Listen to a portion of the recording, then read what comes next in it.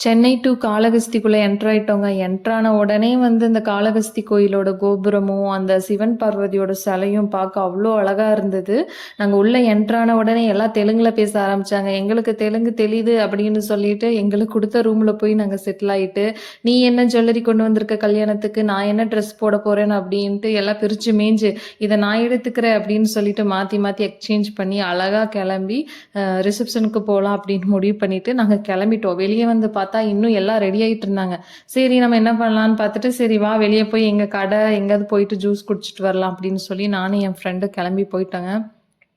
எங்களுக்கு என்னமோ அ திரும்பவும் ஒரு பேச்சுலர் லைஃப்குள்ள போன மாரியும், இந்த கடமை, இந்த பொறுப்பு, எந்த உணர்வு இல்லாம குழந்தை, குட்டி, புருஷன் யாரையும் பார்க்கணும்னு அவசியம் இல்ல அப்படின்னு சொல்லிட்டு ஒரு பேச்சுலர் லைஃப் மாரி, எனக்கு பிடிச்சத நான் பண்றேன். எனக்கு பிடிச்ச ஜூஸ் நான் குடிக்கிறேன். வா வெளிய போலாம், அங்க போலாம் அப்படின்னு சொல்லிட்டு நாங்க 2 பேரும் கிளம்பி ஜாலியா சுத்திட்டு, அதுக்கப்புறம் ரிசப்ஷனுக்கு போயிட்டு, ரிசப்ஷன் நல்லபடியா முடிஞ்சுதுங்க. அதுக்கப்புறம் காலையில கல்யாணம் ஒரு 4:00 to 5:00 கல்யாணம் நல்லபடியா முடிஞ்சது. கல்யாணம் முடிஞ்சதுக்கப்புறம் ஒரு 5:30க்கு காளஹஸ்தி கோயில்ல போய் சாமி கும்பிட்டு வந்துடலான்னு சொல்லிட்டு, நாங்க எல்லாம் ஒரு கேங்கா கிளம்பி காளஹஸ்தி கோயிலுக்கு போயிட்டு, நல்லபடியா சாமி கும்பிட்டு வந்தாச்சுங்க. சிவன் தான்.